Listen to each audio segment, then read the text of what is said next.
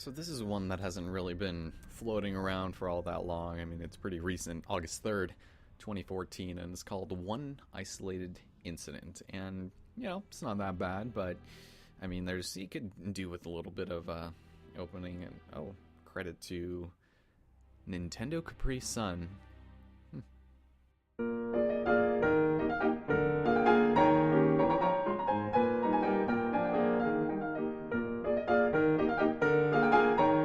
My fingers are still trembling. I have no idea what I should do now. How long has it been? Maybe an hour and a half? All I know is I can't set foot in my apartment again. I'm typing this from the library. I have nowhere else from which to tell this story right now. I've been living in that apartment for 9 years now, by myself.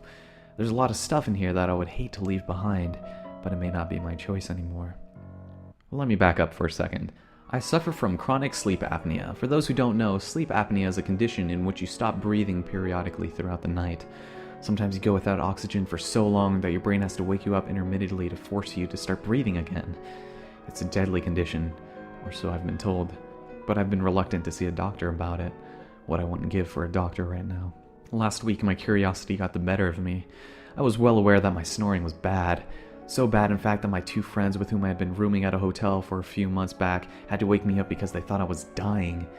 I decided that maybe if I set up a camera and tried recording the sound of my own snoring, the shock of hearing said sound might be enough to wake me want to see a doctor.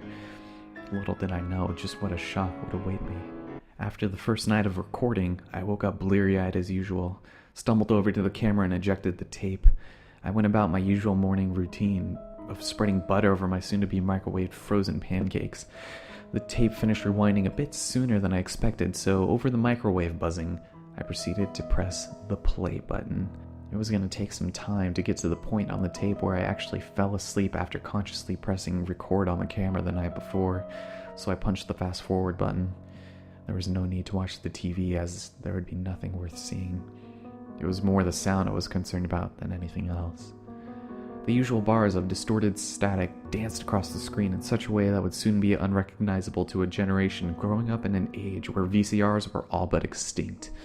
In between the distorted bars, though, I could still make out the black silhouette of my body, lying in the bed against the dark orange backdrop of the wall, which was slightly illuminated by a street lamp outside. I went about pulling the pancakes out of the microwave and set them on the counter with one hand, with Mrs. Buttersworth ready to fire in the other hand. And that's when it caught my eye. On the television, my silhouette was sitting up in the bed. Mrs. Buttersworth crashed to the floor, dispersing her contents onto my feet before I even knew what was happening. I hurriedly rushed to clean up the mess and get to the remote as quickly as I could. I punched the rewind button, back to about a minute before the point at which my silhouette was sat up in my bed. I shuddered at the thought of what I was about to hear. I turned up the volume on my television and listened closely, having completely forgotten about my breakfast already. There was my usual sawing of logs, as my mother used to call it, accompanied by a few nasal snorts and what almost sounded like belching. In actuality, the sound was my swollen uvula, resisting as I gasped for air. It was definitely worse than I had realized, but I was still waiting for that moment. I'm not sure why I flinched when it happened. I knew it was coming, yet still I had no memory of having done it. I told myself, you don't always remember what you do in your sleep. You're hardly even aware of it. The snoring subsided a bit, no doubt because I had been regaining some slight consciousness, but the true shock had yet to come. The silhouette spoke. "Can you hear me?" The voice was unrecognizable to me.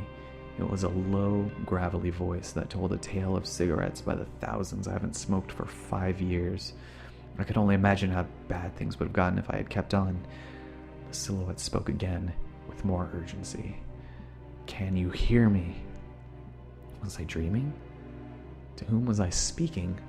My ability to recollect the events of dreams had fallen by the wayside in recent years. There was little reason to believe this was going to make any sense. "I see you listening. Answer me!" I know it doesn't make any sense whatsoever. Surely he wasn't speaking to me, his future self. I had to have been having some kind of illusions in my sleep. That had to be it. There was no other explanation, I thought to myself. "Oh, there's an explanation, all right," he responded. With that, the sound of the mattress shifting could be heard. He was turning to get out of bed. So I stopped the tape. I didn't record anything for the next 2 weeks, nor did I manage to make time for the doctor. I threw myself into work, and I stayed busy. I even managed to make it out to the gym a few times.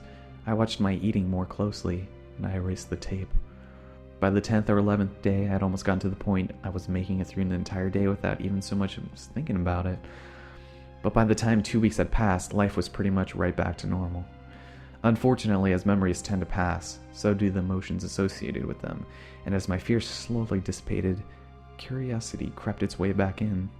I thought maybe the one night had just been an anomaly. Maybe I'd just gotten up to go to the bathroom. That's probably what woke me up to begin with. I had concocted all sorts of excuses and theories as to what might have really happened that night. So for the second time, I set up the camera, pressed record, and with surprisingly little trouble, fell into another wondrous sleep. I arose the next morning and quickly spurred to action, but not by invigoration. It was more so the sight of my camera, which was lying on its side on the floor. The entire tripod was tipped over. Another overnight bathroom break, perhaps? Whatever it was, I was anxious to find out. With pancakes in tow, syrup already added, I sat down, a little apprehensive, but content that I had reasonably figured out what had happened last time. I reached the beginning of the tape and started to fast forward through the few first minutes of me actually getting to sleep. The familiar dancing static bars and my silhouette against the dark orange wall scrolled in vertical vertigo like stacked symbols on a slot machine. I heard a bloop on my computer nearby, and I rolled over to give it a look. It was an instant message from my friend John about an upcoming get-together. I formulated a quick reply and cut the first pancake with my fork. Just as I was putting that first piece into my mouth, I glanced over at the television. My face was covering the entire screen, half obscured by the darkness. My eyes were wide open, teeth bared, a look of pure, inhumane terror. My hands fidgeted at 100 miles an hour as I struggled to press the play button on the remote. The sound was almost as inhuman as the look on my face. I couldn't tell whether I was laughing or in excruciating pain. The sound was much like that often heard by zombies in video games or on certain more popular television shows. I could hear every flap of the uvula as my other self growled at the camera. The growls slowly started to turn into words. At first, it sounded like, "Help me." And then it changed to, "I'm coming for you. I'm coming." I was frozen in my seat. I couldn't move, and I was petrified. Just then, I heard a loud clunking from the bedroom behind me. At this point, I sprung into action, but I couldn't even tell you now that it was I who was doing what I was doing. I wasn't acting on any logical sense of any kind. It was pure gut instinct. I opened the door to my bedroom just in time to see a completely covered lump in my mattress, about the same size as me. Suddenly, the covers flung wide open, but I could only just barely see it happen as I shut the door and ran past my still growling face on the TV screen, bare feet and all, straight out to my car. All I know is, it's a good thing I keep my keys in my car.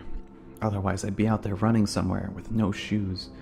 I'm surprised they haven't thrown me out of this library already. I only have about 10 minutes left on this computer and about $45 in these pants. With any luck, I can make it out to my sister's place in Eau Claire. If anyone happens to see this, these are the events exactly as I recall them.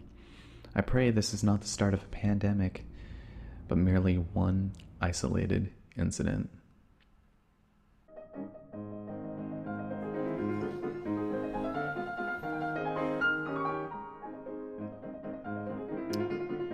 Nice job, NCS.